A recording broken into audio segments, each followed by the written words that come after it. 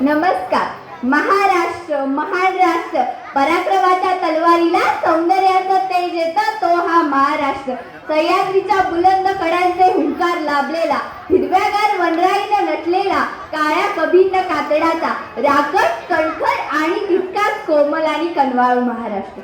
याच महाराष्ट्राच्या मातीत 18 पगड जातीची माणसं घेऊन ज्यांनी स्वराज्य निर्माण केलं ते राजे छत्रपती. नाते वक्ते आणि रसिक श्रोते हो, मी संचिता सागर पाटील, विद्यामंदिर नंदवाळ येथील 7वीची विद्यार्थिनी आपणासमोर विषय मांडते, छत्रपती शिवाजी महाराज आणि त्यांचे निष्ठावंत मावळे. हे स्वराज्य उभं राहिलं हो, पण कोण होतं सोबतीला?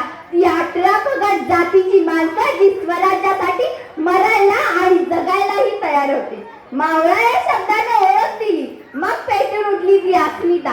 स्वराज्यासाठी काही मावळ्यांनी आपल्या प्राणाचे बलिदान दिलं. काहींची नावं इतिहासात अजरामर झाली, पण इतिहासालाही माहीत नसलेले काही मावळे स्वराज्याच्या कामी आले. अशा माहिती असलेल्या आणि इतिहासानेही नोंद न ठेवलेला अनंत मावळ्यांना संचिताचा मानाचा मुद्रा.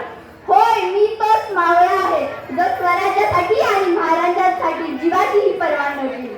मी तोच वीर बाजी पासलकर, स्वराज्याच्या पहिल्या लढाईत आपले प्राण गमावले. मी तोच कान्होजीचे ते अफजल खानाच्या वधावेळी लढा दिला आणि तो जिंकलाही. मी तोच रायाजी नाईक बांधल केवळ 600 शिवंदीवर पन्हाळ्याचा वेढा चढून महाराजांना सुखरूप विशाळगडावर पोहोचले. मी तोच यथाजी कंक, महाराजांचा लहानपणीचा मित्र, महाराजांचा मान ठेवायला जीवाचीही पर्वा न करता जो ते ऐरावतला जाऊन अंकुशासारखा भिडला आणि त्याला मातीत झोडून.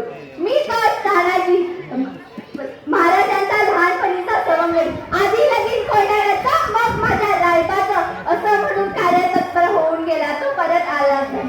मी तोच शेलार मामा, 80 वर्षाचा असून सुद्धा कल्ल्या बाळ पोरासारखा गोड चढून गेला. कडावर उड्या मारू मरा, नाही शत्रूवर तुटून पडा असं म्हणणारा मी तो सूर्याजी, तानाजी नावाच्या सिंहाचा भाव. तो सिंह पडला पण तो खचला नाही. मी तो जीवा महाला, गनिमांचा वार छातीवर जळून लाखाचा पोशिंदा वाचवला. मी तो शिवाकाशीत, मी जन्माला येताना जरी शिवाकाशीत बनवून आलं असलं तरी मरताळा शिवाजी महाराज म्हणून मरतोय, मरताळा शिवाजी महाराज म्हणून मरतोय. मी तो बाजी प्रभू देशपांडे, गनिमांचा वार छातीवर झेलून मृत्यूशी झुंजला, तोफेचा आवाज येताच देह सोडला. मी तो समशेरीचा फरजंद, कोंडाची फरजंद, केवळ 60 मावळे घेऊन ज्याने पन्हाळा जिंकला. मी तोच मावळा आहे जो स्वराज्यासाठी आणि महाराजांसाठी 1000 वेळा मरायला आणि जगायलाही तयार आहे. मी एवढेच सांगेन की प्रत्येक मावळ्यातला एक गुण घ्या, प्रत्येक मावळ्यातला एक गुण घ्या, पण जमलाच तर